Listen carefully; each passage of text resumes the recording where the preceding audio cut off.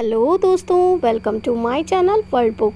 Video start करने से पहले मेरे चैनल को सब्सक्राइब करना ना भूलिएगा।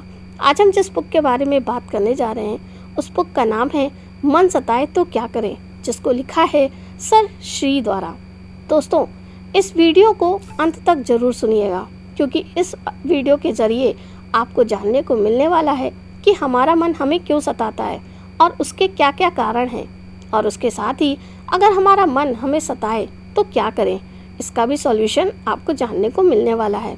यानी कि दोस्तों, इस वीडियो के ज़रिए आपको मन से मन द्वारा मुक्ति के 7 उपाय जानने को मिलने वाले हैं। इसीलिए इस वीडियो को अंत तक ज़रूर सुनिएगा। तो बिना समय गंवाए स्टार्ट करते हैं इस वीडियो की समरी को। मन ही समस्या और मन ही समाधान है। दोस्तों, आप कल्पना करें एक ऐसे इंसान की जो किसी बगीचे से गुजर रहा है और उसके हाथ में एक बम है, और ये एक ऐसा बम है जो किसी को नुकसान भी पहुंचा सकता है या किसी का भला भी कर सकता है। उस बम की वजह से उसके अंदर अलग अलग तरह के विचार आ रहे हैं। कई सारे नकारात्मक और सकारात्मक भावनाओं ने उसे घेरा हुआ है। वह पूरी तरह से बेचैनी की हालत में है और समझ नहीं पा रहा है कि इसे कैसे हैंडल करें, क्योंकि ये कोई साधारण बम नहीं है। इस बम को अगर वह किसी और पर फेंकेगा तो वह बम खुद ब खुद वापस उसी के ऊपर आकर गिरेगा। इसी कारण से वो उस बम को ना ही लेकर चल पा रहा है और ना ही किसी को दे पा रहा है। अगर कोई इंसान ऐसी परिस्थिति में है तो आप उसे क्या सलाह देंगे? जाहिर सी बात है, ऐसे इंसान के पास सिर्फ 2 ही रास्ते बचते हैं। या तो वह जिंदगी भर दुख और परेशानी में जीवन जिए, या उस बम के साथ जैसी परिस्थिति है उसे स्वीकार करके संभल कर सतर्कता से जीवन जिए। कुछ लोगों के मन में तीसरा तरीका भी आ रहा होगा कि कैसे उस बम को डिफ्यूज़ किया जाए या कैसे उसका उच्चतम उपयोग किया जाए। कुछ भी सोचने से पहले ये जान ले कि यहाँ कोई बाहर के बम के बारे में नहीं, बल्कि आपके मन के बारे में बताया जा रहा है। जी हाँ दोस्तों, बम यानी आपका मन, जिसे आप हर वक्त साथ में लेकर चलते हैं। ये मन तब तक बहुत अच्छा है जब तक आप उसका बेहतर इस्तेमाल करते हैं, उससे नया कार्य करवाते हैं, नई तरकीबें लाते हैं, या किसी के लिए अच्छा सोचते हैं, या कोई समस्या सुलझाते हैं। लेकिन यदि इस मन का सही ढंग से इस्तेमाल ना किया जाए तो यही मन आपके दुख और परेशानी का कारण बनता है।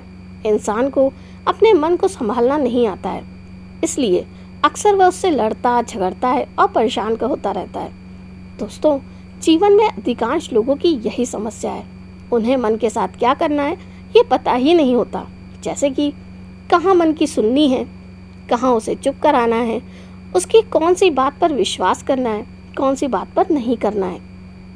अतः हर इंसान को अपने मन के बारे में गौर से सोचना चाहिए कि कहाँ उसका मन उसे सताता है और कहाँ हंसाता है, कहाँ गुस्सा दिलाता है। यदि मन के बारे में हर दिन ये अभ्यास किया जाए तो यही मन बिल्ली की तरह आपका अच्छा सहयोगी बनेगा। दोस्तों, मैं आपको एक उदाहरण देकर समझाने की कोशिश करती हूँ।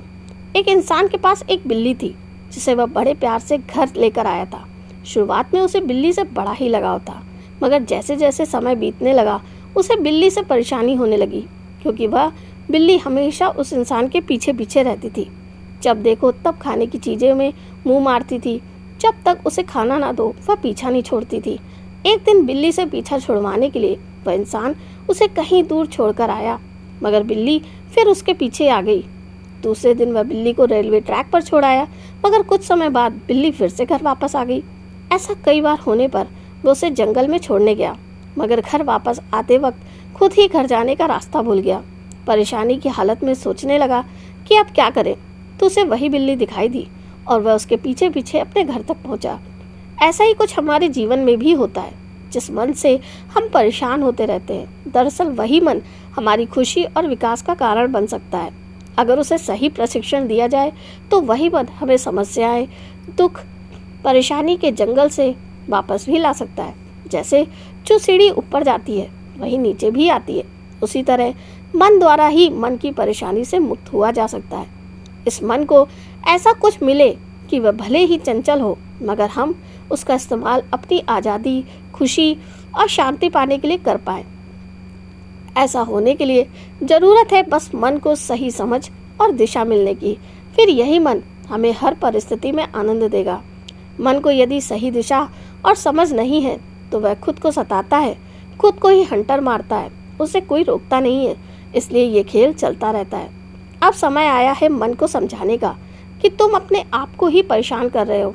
अब रुक जाओ, अब नई बातों पर ध्यान दो, अपनी समझ बढ़ाकर नई दिशा की ओर बढ़ो। हमारा मन हमें क्यों सताता है और उसके क्या कारण है? दोस्तों, मन को सताने के मुख्य 7 कारण हैं। तो चलिए जानते हैं उन 7 कारणों के बारे में। आकाश में जैसे बादल मनमौजी की तरह विहार करते हैं, ठीक वैसे ही हमारे मन के आकाश में विचार मनमौजी की तरह स्वतः ही चलते रहते हैं। इतना ही नहीं, हर विचार में सुख या दुख निर्माण करने की शक्ति होती है। विचार से भावना उत्पन्न होती है जो हमें कभी खुशी कभी गम के भंवर में डालती रहती है, और इस चक्र में हम दिन रात घूमते रहते हैं। यदि हम इस चक्र से बाहर आना चाहते हैं तो ज़रूरत है बस मन को समझने की कि वह कैसे कार्य करता है, कब हमें सताता है और कब शांत होता है। दोस्तों, इंसान अपने मन को छोड़कर हर चीज़ के बारे में जानना और समझना चाहता है तथा उसके लिए वह नए नए प्रयोग भी करता है, मगर अपने मन के बारे में वह बहुत कम जानता है। वह नहीं जानता कि उसका मन कैसा है, घटनाओं में वह कैसा सोचता है। दोस्तों, आइए एक प्रयोग द्वारा अपने मन को समझने का प्रयास करते हैं। इसमें आपको अपने मन के बारे में ही जानना है और देखना है कि दिन भर वह किस तरह के विचार ज़्यादा करता है, नकारात्मक या सकारात्मक। समस्या के बारे में ही सोचता है या समाधान ढूंढने का प्रयास भी करता है। लोगों को सिर्फ दोष देता है या उनके बारे में अच्छा भी सोचता है। आप इस तरह कुछ क्षण मनन करें कि मेरे मन में किस तरह के विचार ज़्यादा चलते हैं। इस प्रयोग का उद्देश्य ये है कि आप अपने मन के बारे में और गहराई से जान सकें। यह प्रयोग आपके अंदर पहली जागृति लाएगा और आपको परेशान होने से रोकेगा। अगर आप मनन करेंगे तो आप पाएंगे कि ऐसे 7 मुख्य कारण हैं जब आपका मन आपको ज़्यादा सताता है, जो इस प्रकार है। पहला, मन की पूरी समझ ना होना। दोस्तों, हमारा मन हमें हर समय कठपुतली की तरह नचाता है और हम भी बिना सोचे समझे उसकी बातें मानते चले जाते हैं। ऐसा क्यों होता है? असल में हमें मन क्यों दिया गया है और मन का उपयोग क्या है और उसके काम करने का तरीका क्या है, ये हमें पता नहीं होता है। मन में जैसे ही कोई विचार आता है, मन को उस विचार के साथ खेलने का मौका मिल जाता है। उस विचार से जुड़ी किसी पुराने अनुभव की कड़ियाँ ढूंढ ढूंढ कर मन नई नई कहानियाँ सुनाने लगता है और कभी तुलना तो कभी तोलने वाला तोता बन जाता है। कभी शेख चिल्ली की तरह ऊंचे ऊंचे महल खड़े कर देता है और उसकी बातों में फंसकर हम परेशान हो जाते हैं। अब हम मन को समझकर और उसे समझाकर कार्य करने वाले हैं ताकि वह हमें ना नचाए, बल्कि हम उसका उच्चतम उपयोग कर पाएं। दूसरा, जीवन में आने वाली समस्याएं। इंसान के जीवन में जब कोई समस्या आती है तब चिंता और परेशानी के कारण उसका मन उसे सताने लगता है। चींटी जैसी छोटी समस्या को भी मन हाथी की तरह बड़ा बना देता है, जिस वजह से लोग सही समाधान पर पहुंच ही नहीं पाते। ऐसे बहुत ही कम लोग होते हैं जो समस्याओं को अपने आप को शांत रखकर उसका सही समाधान ढूंढ पाते हैं। वे जानते हैं कि समस्या घटनाओं में नहीं बल्कि विचारों में है। अतः समस्या आने पर परेशान ना होकर शांति से सोचेंगे तो आप पाएंगे कि सारे समाधान आपके अंदर ही मौजूद हैं। तीसरा, विचारों को दिशा ना होना। मन सताने का तीसरा कारण है विचारों को दिशा ना होना। आपने अक्सर ये देखा होगा कि मन कितनी तेज गति से भागता है। एक पल में आप एक घटना के बारे में सोच रहे होते हैं जो 10 साल पहले हुई थी, और दूसरे ही क्षण आप कुछ अलग विचार कर रहे होते हैं जो भविष्य की चिंता है। अगर आप अपने विचारों को सही दिशा दे पाएंगे तो आप मन का उच्चतम उपयोग हो पाएगा। चौथा, सच लगने वाली झूठी मान्यता और अज्ञान। मन सताने का चौथा कारण है आपके अंदर की झूठी मान्यताएं और अज्ञान। झूठी मान्यता यानी इंसान कुछ बातों को सच मानकर चलता है, जैसे खुशी आज नहीं बल्कि भविष्य में है। बिल्ली रास्ता काट कर गई तो काम नहीं होता। इतनी मंदी में लोगों को जॉब नहीं मिलेगा। अमीर लोग और अमीर बनते जा रहे हैं और गरीब लोग और गरीब होते जा रहे हैं, इत्यादि। दोस्तों, इस तरह हर एक कोई ना कोई धारणा लेकर जीवन जीता है, जिस वजह से उसका मन उसे परेशान करते रहता है। अज्ञान यानी किसी विषय के बारे में जानकारी न होना। कम ज्ञान की वजह से लोग डर और चिंता से घिरे रहते हैं। अज्ञान की वजह से इंसान ये जानने की कोशिश भी नहीं करता कि जो मान्यताएं उसने पाल रखी हैं वे वाकई में सच हैं या मैं सिर्फ उसकी सोच मात्र है। जब इंसान ज्ञान की रोशनी से मान्यता और सच्चाई में फ़र्क जान जाता है तब वह परेशानी से मुक्त हो जाता है। 5वां, लोग और रिश्तेदार। मन सताने का और एक मुख्य कारण है आपके आसपास के लोग और रिश्तेदार। हर इंसान के जीवन में कोई तो एक ऐसा होता है जिससे वह हमेशा परेशान रहता है, चाहे वो उसका बास हो या सास हो, भाई हो या बाप हो, बहू हो या पड़ोसी। जब उसे ऐसे लोगों के साथ रहना पड़ता है या उनके साथ कार्य करना पड़ता है तब उसका मन उसे ज़्यादा सताता है। देखा जाए तो ज़्यादातर लोगों की यही शिकायत रहती है कि सामने वाला दुर्व्यवहार करता है, इसलिए मेरे जीवन में दुख है। ऐसे लोग अपनी खुशी का रिमोट कंट्रोल दूसरे लोगों के हाथों में देकर रखते हैं। वे दूसरे को सुधारने में अपना जीवन गंवा देते हैं, लेकिन उससे ना ही सामने वाले में सुधार आता है, ना ही उनके दुख में कमी आती है। 6, भावनाओं में बहने की आदत। जब किसी घटना के साथ इंसान की भावना जुड़ती है तब वह ज़्यादा परेशान होता है, क्योंकि इंसान अपनी भावनाओं को काबू में नहीं रख पाता है और उसमें बह जाता है। हर इंसान के अंदर कई भावनाएं दबी हुई होती हैं जो अलग अलग घटनाओं से बाहर निकलती हैं। जैसे अगर किसी ने कुछ कह दिया तो उसे बहुत बुरा लगता है, किसी ने उसकी बात नहीं मानी तो वह नाराज़ हो जाता है, कोई अनचाही घटना हुई हो तो दुखी हो जाता है। कई तरह की भावनाएं समय समय पर उभरती रहती हैं जो इंसान को सताने का कारण बनती हैं। 7वां, अपने असली अस्तित्व की पहचान ना होना। मानव जन्म मिलना बहुत बड़ी कृपा है, मगर इंसान माया में उलझकर ये भूल जाता है कि वह संसार को ही सब कुछ मारकर जीने लगता है, जिस वजह से वह मन भी माया की बातों को सच मान लेता है और वह दुनिया से आसक्त हो जाता है। अब मन को मन के परे जाने की कला सिखानी होगी, क्योंकि मन के परे का ज्ञान ही उसे समर्पित होकर अपने असली अस्तित्व का दर्शन करवा पाएगा। यही ज्ञान उसे स्थायी रूप से सुख और शांति भरा जीवन दे सकता है। इन 7 कारणों को समझने का सबसे अच्छा उदाहरण है कोरोना वायरस के संक्रमण की घटना। इस महामारी के दौरान लोगों के मन में कैसी हलचल शुरू हो गई थी। कोरोना वायरस के संक्रमण को रोकने के लिए जब सारे देश को लॉकडाउन किया गया था तब हर एक ने मन की परेशानी को महसूस किया होगा। हर एक के मन में ये दुविधा जरूर होगी कि टीवी, व्हाट्सएप, फेसबुक या अन्य किसी सोशल मीडिया द्वारा दिखाई जाने वाली कौन सी बातों को सच माना जाए और कौन सी बातों को झूठ। इस खौफनाक वातावरण में अज्ञान के चलते इंसान कई झूठी मान्यताओं के साथ जीता रहा। उसके मन की गति के कारण वह कभी बीमारी के डर में रहा तो कभी सुरक्षित होने के भाव में जीता रहा। थोड़ी सी सर्दी खांसी होने पर मन आशंका से भर जाता था कि कहीं वह कोरोना से ग्रसित तो नहीं हो गया। घर पर रहने की वजह से परिवार में छोटी छोटी बातों पर वाद विवाद भी हुए होंगे, क्योंकि महिलाएं काम से परेशान थीं तो पुरुष और बच्चे बोर्डम की भावना से। अब तक के स्पष्टीकरण से हमने ये जाना कि मन को समझ देकर ही उसे अपने जीवन का सारथी बनाया जाए, ताकि हम सुख शांति के साथ जीवन का उच्चतम लक्ष्य भी पा सकें। हमारा मन हमें सताए तो क्या करें। दोस्तों, अब मैं आपके साथ ऐसे एक उपाय शेयर करने जा रही हूँ जो आपके लिए बहुत ही उपयोगी होगा। इसके अलावा इस किताब में बहुत सारे अन्य तरीके और उपायों के बारे में भी बताया हुआ है। बाकी के अन्य तरीकों के और उपायों को जानने के लिए इस किताब को पढ़ भी सकते हैं।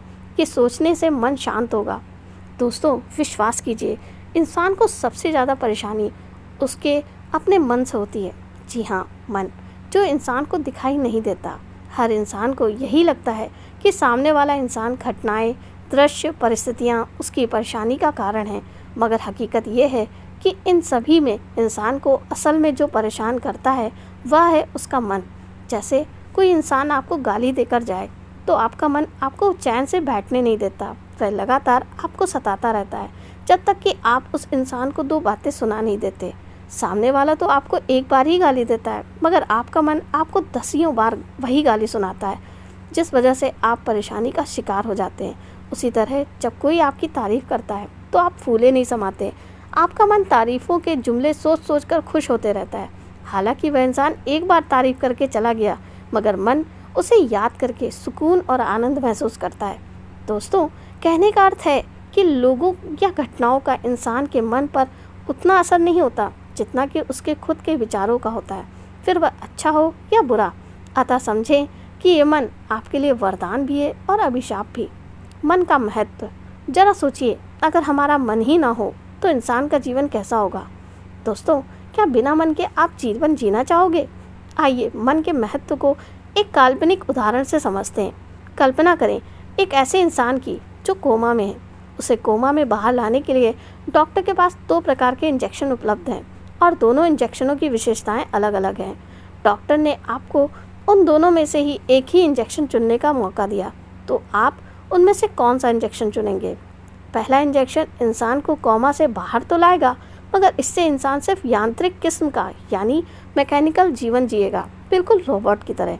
आप उसे वे सारी गतिविधियां करते हुए देखेंगे जो एक सामान्य इंसान करता है, जैसे उठना, बैठना, खाना पीना, बातें करना और लोगों से व्यवहार करना। इसके साथ ही वह टीवी देखना, पार्टीज में जाना, काम पर जाना आदि गतिविधियां भी कर सकेगा, यानी वह अपनी सभी सांसारिक जिम्मेदारियों को पूरा कर सकेगा।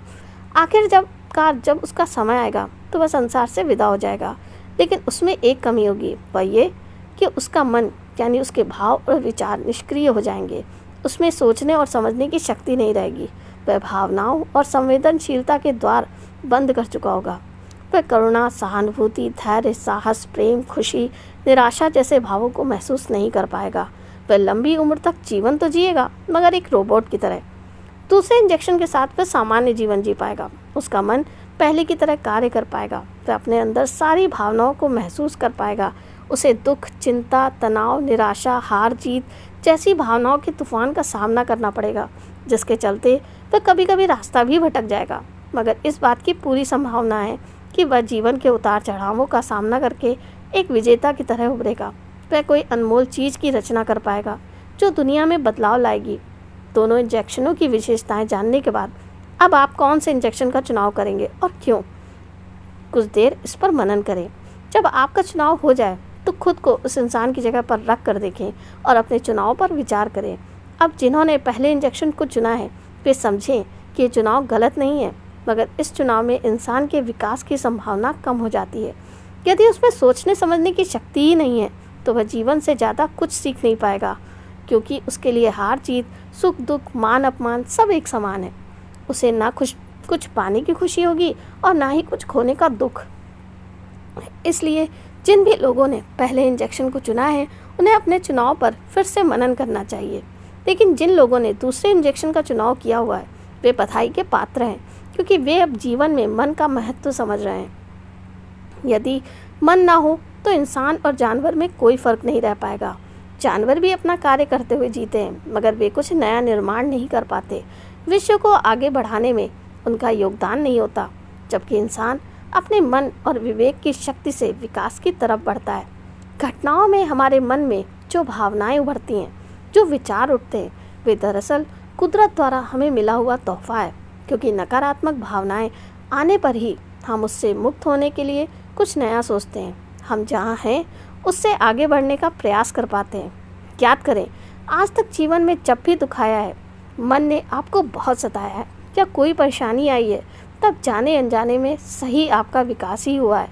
भले आपको उस समय बहुत तकलीफ से गुजरना पड़ा हो, मगर उसके बाद आपने देखा होगा कि आपने उनसे कुछ सीखा है। इसलिए मन के सताने को दुखद ना समझें, क्योंकि वह आपके विकास का कारण है। मान ले किसी के जीवन में असफलता आई और उसे उसका कोई दुख नहीं हुआ, उसके मन ने कुछ कहा ही नहीं, तो क्या उसका विकास होगा? जवाब है कभी नहीं, क्योंकि सिर्फ घटना होना काफ़ी नहीं है।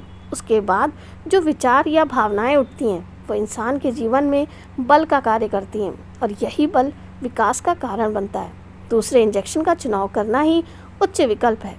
आगे से जब भी आपका मन सताए या आपको दुखी, उदास, मायूस या परेशान महसूस करवाए, तो खुद को याद दिलाएं कि हमारे लिए दूसरे इंजेक्शन का चुनाव हो चुका है, जिस कारण ये सब बातें हमारे साथ होना स्वाभाविक है। इस बात के लिए धन्यवाद देना ना भूलें कि आप कोमा में नहीं हैं, ना ही रोबोट की तरह जीवन जी रहे हैं। इस बात को स्वीकार करने के बाद आप खुद को बधाई दे पाएंगे कि आप विकास यात्रा की सफलता पाने के कगार पर खड़े हैं, जिससे आपके आसपास के लोगों को भी सहयोग मिलने वाला है। दोस्तों, ये सोचने से मन शांत होगा। हमें मन क्यों दिया गया है? जैसे एक कैटरपिलर अपने कोकून से बाहर आने का प्रयास करता है, इसके लिए वह बार बार उस कोकून पर दबाव डालता है और इस प्रक्रिया से उसके पंख मजबूत हो जाते हैं। फिर वह जल्द ही एक सुंदर तितली के रूप में सामने आता है। अगर कैटरपिलर कोकून पर दबाव नहीं डालेगा तो उसी के अंदर फंसा रहेगा और अपनी उच्च संभावनाओं को खोलने से वंचित रह जाएगा। ठीक इसी तरह जब भी आप असहज विचारों या भावनाओं से गुजरते हैं तो याद रखिए कि आप उनके चलते अपनी छिपी हुई क्षमताओं को उजागर कर रहे होते हैं। इसीलिए जब आप नकारात्मक विचारों और भावनाओं के तूफान का सामना कर रहे हों तो खुद से कहें, ईश्वर मेरी रक्षा कर रहा है और ये सब कैटरपिलर से सुंदर तितली बनने की प्रक्रिया का एक हिस्सा है। मन मुझे सुंदर तितली बनने में मदद कर रहा है। ये सोचने से आपका मन शांत हो जाएगा। याद रखें, आपके जीवन में नकारात्मक भावनाओं और विचारों का आना दरअसल आपको मिले वरदान का प्रतीक है, ना कि कमजोरी का। पृथ्वी पर ऐसे कई उदाहरण देखने को मिलते हैं जहां लोगों ने मुश्किल हालातों के आगे कभी हार नहीं मानी, बल्कि उन्हें ही ढाल बनाकर विकास पथ की ओर अग्रसर होते रहे। अतः आप भी इस मन के महत्व को जानकर उससे परेशान होना छोड़ दें और उसे अपने विकास के लिए निमित्त बनाएं। तो दोस्तों, यहाँ पर मेरी बुक समरी समाप्त होती है। आशा करती हूँ आपको मेरी ये वीडियो पसंद आई होगी। कमेंट करके ज़रूर बताइएगा कि आपको ये वीडियो कैसी लगी, बढ़िया या बहुत बढ़िया। मिलते हैं नेक्स्ट वीडियो में। थैंक यू, धन्यवाद।